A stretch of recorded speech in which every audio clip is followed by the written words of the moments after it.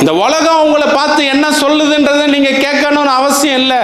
என் தெய்வம் சொன்னாரா, இந்த உலகம் உங்களை பார்த்து உதவாக்கற, யூஸ்லெஸ், நீ எல்லாம் வேஸ்ட்னு சொன்னது அது பெருசா தோணக்கூடாது. என் தெய்வம் சொன்னாரா நீ எல்லாம் உதவாக்கறன்னு. இந்த உலகம் உங்களை பார்த்து நீ பிரயோஜனமற்றவன், நீ பைத்தியக்காரன், ஆமாயா சிலுவையை பற்றின உபதேசம் கெட்டு போறவனுக்கு பைத்தியம்தான். நான் இயேசுவின் அன்பை சொல்றது உனக்கு பைத்தியக்காரத்தனமா தான் தெரியும்.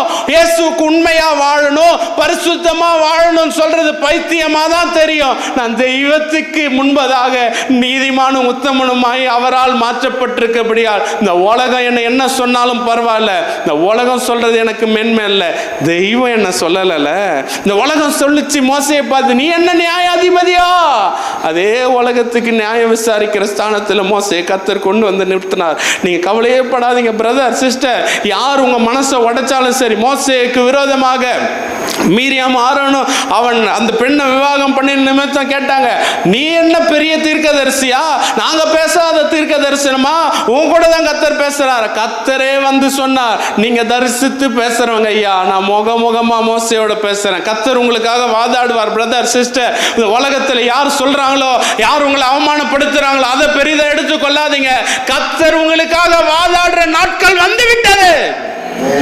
கர்த்தர் வாதாடுவார், கர்த்தர் வாதாடுவார். கர்த்தருக்கு காது கேட்காம இல்ல.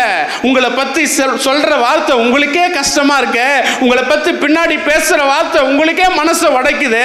என் தெய்வம் செவிட்டு தெய்வத்தை ஆராதிக்கல, பார்க்காத தெய்வத்தை ஆராதிக்கல, தன்னை போல என்ன உண்டாக்கின தெய்வத்தை ஆராதிக்கிறோம்.